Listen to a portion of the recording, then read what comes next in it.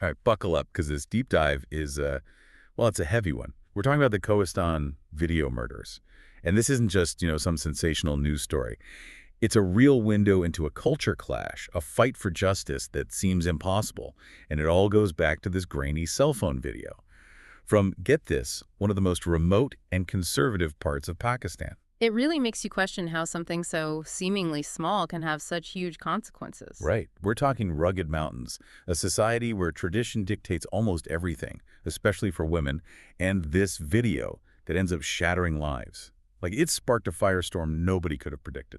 It's a stark reminder of how differently things can be interpreted depending on where you are in the world. Absolutely. So what are we working with to try and make sense of all this? You sent over a ton of stuff, which is great. Thank you. Yeah. We've got articles, legal documents, even Catherine Horrell's book. She's the journalist who really went all in on this story. She provides some really important context and insight throughout her work. For sure. So our mission, if we choose to accept it, is to cut through all the noise and figure out what actually happened and why it still matters, even all these years later. Sound good. Sounds good to me. Let's do it. Okay. Picture this. It's 2012. You're in Kohistan, a district in northern Pakistan. Life there is very traditional, especially for women. Suddenly, this blurry video pops up. It was probably filmed on like an old Nokia phone or something. It shows, well, at first glance, a wedding celebration. You've got 4 women clacking to music, a man dancing. Yeah. You might be thinking, what's the big deal? And that's where things get complicated. Yeah, you see, in Kohistan's conservative society, even just the suggestion of unmarried men and women interacting like that, regardless of the actual context, well, it was hugely offensive. It's like that video, whether it was truly a wedding or not, it challenged their entire social order. Exactly. What we might see and not think twice about. It was a scandal. And it wasn't just gossip. It set off a chain of events that ended with all 5 people in that video dead. And that's where the idea of honor killings comes in, right? And it's so important to understand, honor killings, they aren't just isolated incidents. They're part of this much bigger, deeper problem, this ingrained patriarchal system.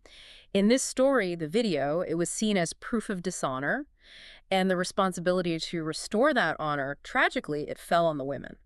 Which is just, I don't know, it's infuriating and just heartbreaking all at the same time.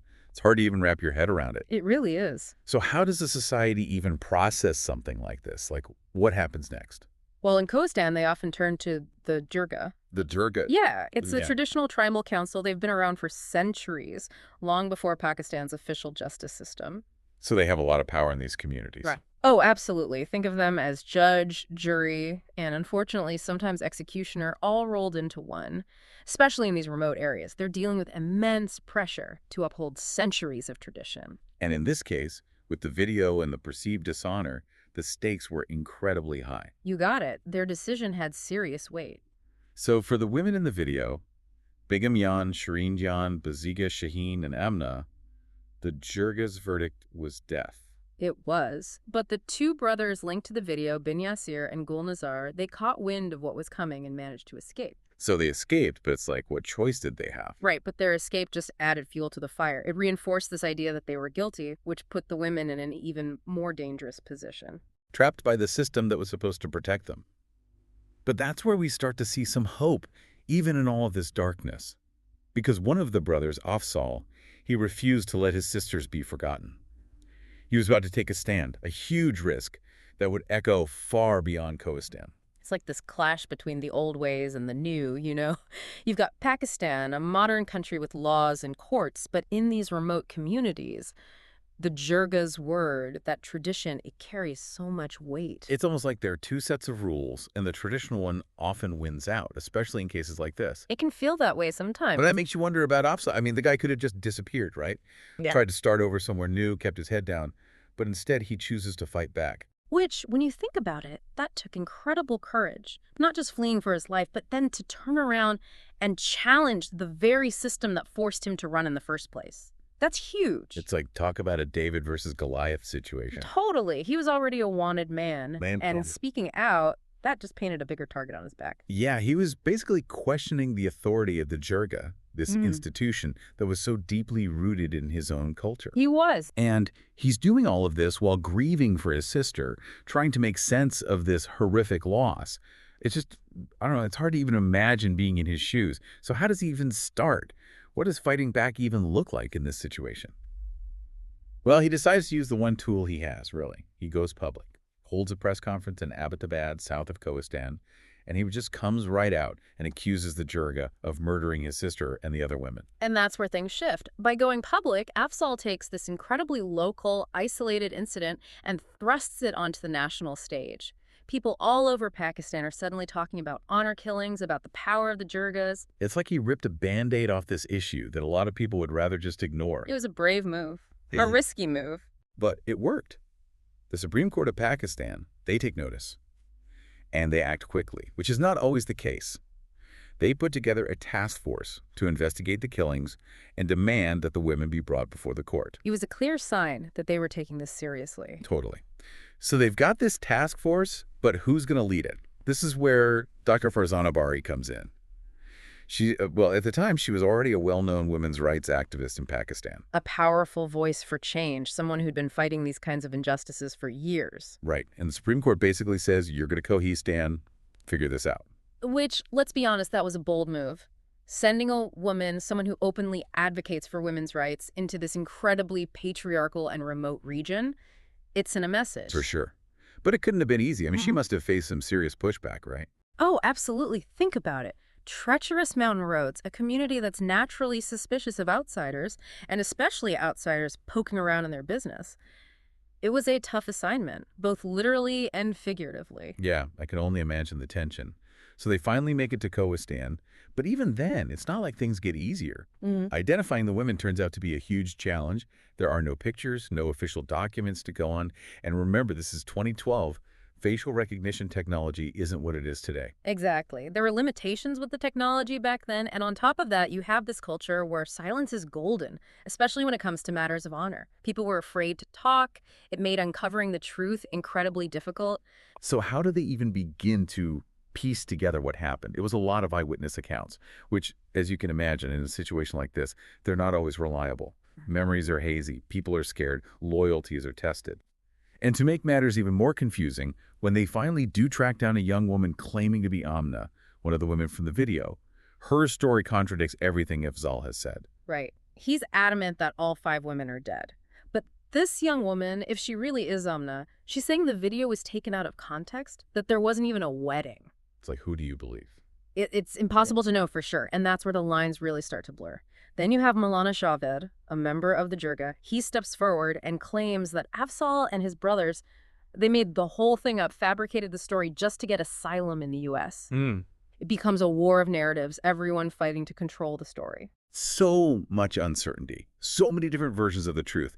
But, and you probably saw this coming, this is where a journalist named Catherine Horrell, she enters the picture.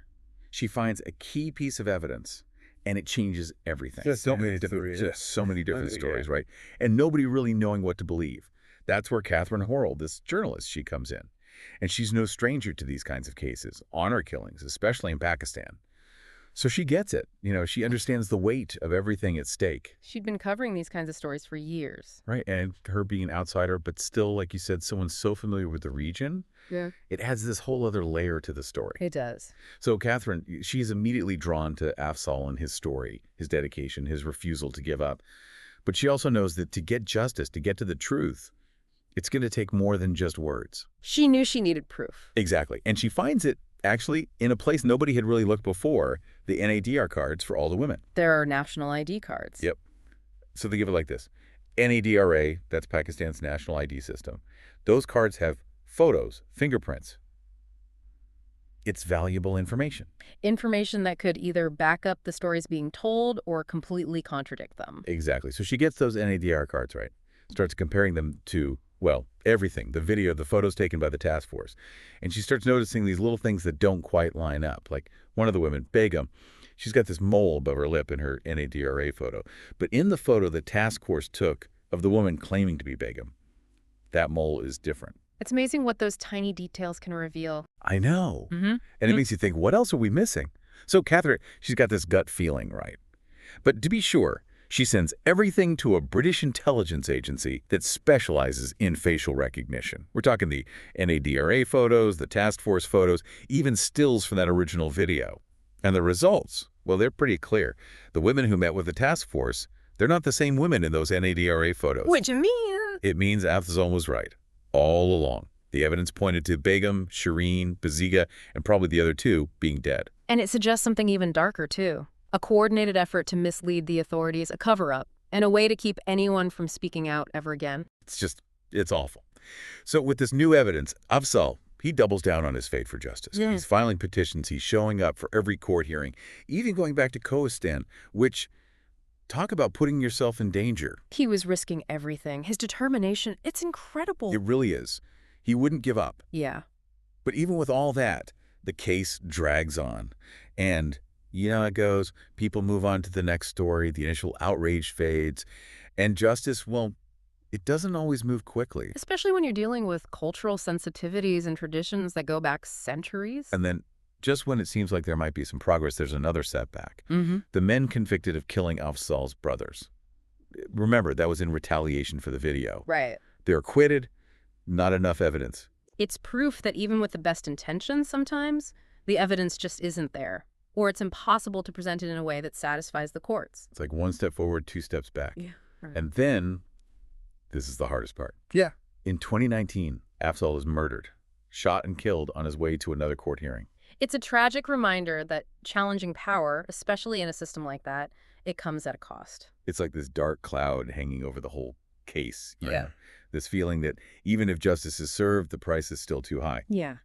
But then, a few months after Afzal's death, the father of Bazigha and the brothers of Begum and Shireen are found guilty of the murders of those three women, Wow. sentenced to life in prison. It's bittersweet, you know? Yeah. A small victory in the face of such a huge tragedy. For sure. But it's important. It shows that even when it seems impossible, even when the odds are stacked against you, sometimes justice can prevail. Sometimes. But not always. And I think that's what makes this whole case, even years later, so unsettling. Two of the women, Shireen and Amna, what happened to them is still a mystery.